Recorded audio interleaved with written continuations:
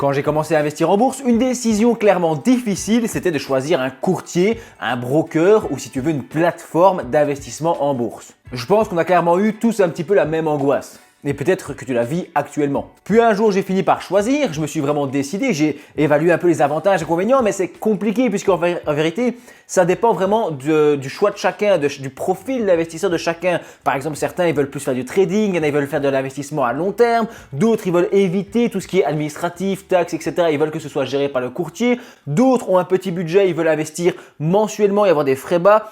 Bref, j'ai fait pas mal de vidéos sur les courtiers, je peux vraiment pas t'en conseiller un, de toute façon je donne aucun conseil en investissement sur ma chaîne, aucune recommandation d'achat, de vente, de courtier, de plateforme de stratégie ou de quoi que ce soit. Je suis un simple particulier qui investit en bourse, qui essaie de se poser des fois des questions et quand j'ai un truc intéressant comme ici, qu'est-ce qui se passe en fait si mon courtier fait faillite? Qu'est-ce qui se passe avec mon argent? Eh bien, c'est un vrai débat, c'est une vraie question. Donc j'ai fait quelques recherches et je vais te partager tout ça dans cette vidéo. Ce ne sera pas forcément exhaustif, je préfère ne pas faire une vidéo complètement scriptée de A à Z et tout ça. Je donne un ressenti général, les choses comme je les ai comprises. Mais bref, la question aujourd'hui, c'est donc j'ai choisi une plateforme, j'ai mis de l'argent dessus, j'ai commencé à investir. Qu'est-ce qui se passe si cette plateforme fait faillite, si elle disparaît? Où est mon argent? Où sont mes actions? Qu'est-ce que je deviens? Mais avant d'imaginer le pire, il faut bien comprendre qu'est-ce que c'est un courtier, un broker ou une plateforme d'investissement en bourse. Quand on achète de l'argent sur Trade Republic, DeGiro, Rebel, Bolero, etc., tout plein de courtiers comme ça, quand on met de l'argent dessus, est-ce qu'ils vont le stocker dans un coffre? Eh bien non. Les plateformes d'investissement sont des intermédiaires qui te permettent de faire le lien entre toi et les marchés financiers. Donc tu dis je veux acheter une action Apple par exemple, c'est eux qui s'en chargent, tu passes par eux. Mais normalement, ces actifs, ils ne les détiennent pas vraiment. Ils sont stockés chez un dépositaire indépendant. Donc déjà, bonne nouvelle, si c'est une plateforme fiable qui fait bien les choses, normalement les titres sont détenus sur une plateforme, enfin sur un dépositaire indépendant et donc ces titres, ils sont toujours à toi en fait. C'est toi qui es le propriétaire. Ça veut dire qu'au moment où la plateforme devait disparaître, même si ça arrive rarement, mais c'est imaginable évidemment, normalement les titres, ils se seraient remis ou transférés vers une autre plateforme, un endroit où tu voudrais les détenir. Donc tu pourrais théoriquement transférer tes avoirs vers un autre compte, un autre courtier. Par contre, si une plateforme, un courtier ou quoi a mal géré les fonds, qu'il y a une fraude ou un détournement, quelque chose comme ça devient tout de suite plus compliqué. Par exemple, il y a eu l'histoire avec FTX dans le monde des cryptos, il y en a eu d'autres dans le monde de la bourse où en fait le courtier mélange ses propres avoirs avec les avoirs de ses clients et ça peut créer des choses compliquées, des situations assez complexes. Alors maintenant, comment faire en tant qu'investisseur pour me protéger un maximum et éviter d'avoir des soucis? Premièrement, il faut bien regarder l'organisme régulateur. En Belgique, c'est la FSMA. En France, c'est l'AMF. En Allemagne, c'est la BaFin. À Chypre, il y a plusieurs courtiers là-bas, c'est la CISEC. Aux Pays-Bas, c'est l'AFM ou un truc dans le genre, je suis quasi sûr que c'est ça, AFM. Et chaque régulateur a des règles assez spécifiques, même si, comme on est dans l'Europe, tu vois, les courtiers en fait vont respecter une série de critères qui leur permettent d'être distribués et actifs dans plein de pays européens. Mais parfois, c'est un peu plus sévère que d'autres, c'est un peu mieux régulé à certains endroits, ou en tout cas, c'est un peu plus sécurisé. De manière générale, en Europe, on va te proposer une protection des actifs financiers à hauteur de 20 000 € et une protection sur les dépôts, sur le capital en espèces sur le compte à hauteur de 100 000 €. Alors cette garantie, ce fonds de protection des investisseurs, moi il m'a directement fait un petit peu peur. Je me dis 20 000 € c'est quand même pas grand chose en fait. Sauf que normalement le courtier, même en cas de problème, je te l'ai expliqué au début, est censé être capable de te restituer tes titres. Donc ce fonds de protection de 20 000 €, il est surtout là en cas de problème, notamment avec le dépositaire par exemple, où sont stockés les titres. Ou dans un cas extrême où on aurait une perte totale des avoirs ou des titres de l'entreprise, ce qui serait quand même assez farfelu, mais imaginable. Évidemment, on n'est jamais à l'abri, le risque zéro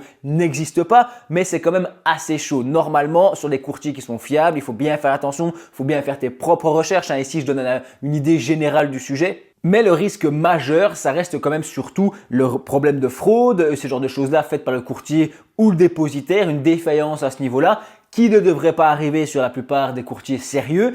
Ensuite, on peut avoir un système de hacking, un problème à ce niveau-là, tu vois, de réseau, ils se font attaquer ou quoi, et donc ils perdent les titres. Enfin, on peut imaginer des situations pareilles. Certains investisseurs ont pour objectif de avoir plusieurs courtiers pour se dire tiens, je vais multiplier les courtiers pour profiter de plusieurs garanties. Je ne sais pas si tu sais qu'au niveau de la protection du capital, on garantit théoriquement tes avoirs à hauteur de 100 000 €. Donc ça, c'est juste pour les espèces. Sur un compte en banque, c'est pareil. Ça, c'est la règle générale en Europe. C'est discutable, mais bref, c'est l'idée générale, je ne rentre pas dans les détails.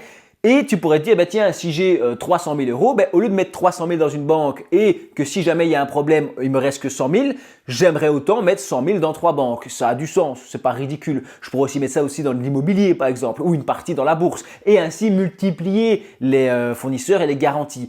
Et donc pour l'investissement en bourse, se dire, bah, je vais protéger mon capital chez plusieurs courtiers. Après, est-ce que ça a du sens? C'est vraiment à toi d'en juger, à quel point tu as confiance dans le système et dans un courtier, puisque c'est quand même assez rare, hein, ça arrive quand même très rarement, le risque est minime, mais il existe. Donc bonne pratique qu'on peut mettre en place, premièrement, c'est choisir un courtier qui est bien régulé. Par exemple, la FSMA en Belgique, c'est pas mal, l'AMF en France ou la BaFin en Allemagne. Il y en a d'autres, hein, et on peut aussi ensuite vérifier où sont stockés les titres, est-ce qu'il y a un dépositaire indépendant, on peut envoyer un mail ou téléphoner directement au service client, poser des questions comme ça et dire bah tiens, les actifs ils sont détenus où, est-ce que c'est vous qui les détenez, est-ce qu'ils sont déposés quelque part, est-ce que vous faites du prêt de titres, c'est-à-dire est-ce que les titres ils restent bien au chaud ou est-ce que le courtier se permet de prêter ces titres à des traders ou des investisseurs ou des institutions externes pour ainsi gagner de l'argent sur ces titres et ainsi te restituer souvent une partie ou alors sous forme de diminution de frais pour permettre de mettre des frais très bas, mais ça pose une question au niveau de la solvabilité, tu vois. C'est comme d'autres choses ainsi qui peuvent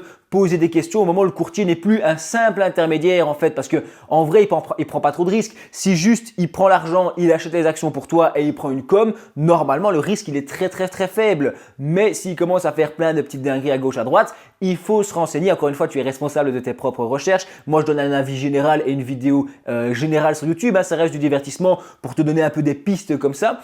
Bref, une troisième chose à laquelle j'ai pensé pour essayer de se dire bah tiens je vais un peu me protéger, ce serait d'éviter de laisser plus de cash que nécessaire. Si j'ai 100 000 euros de garantie sur mon compte, ce qui est encore une fois, c'est la garantie mais en vrai je sais pas comment ça se passe, c'est la garantie de 100 000 euros en espèces, si j'ai 200, 300, 400 000 euros, c'est peut-être bien, pourquoi pas, de répartir ça. Après c'est un peu compliqué d'un point de vue administratif. Perso, j'ai de toute façon un courtier belge, hein, je suis belge, donc j'ai un courtier belge parce qu'il y a certains produits où des fois j'hésite au niveau des taxes et tout. Hein. J'ai déjà dit 10 fois que j'étais pas expert financier, pas un conseiller, pas un fiscaliste, rien du tout, juste un particulier. Hein.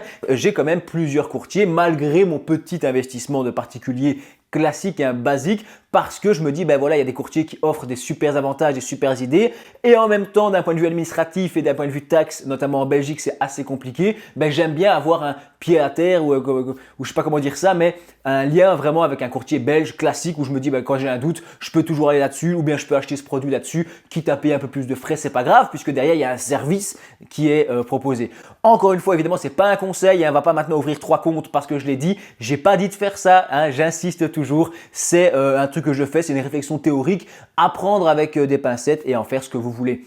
Derrière donc cette histoire de diversification des courtiers, je pense que elle entre ici dans le débat, tu vois, de se dire tiens, j'ai un peu peur, la faillite du courtier, où est mon argent, qu'est-ce que ça va devenir? Ça a du sens de diversifier les courtiers.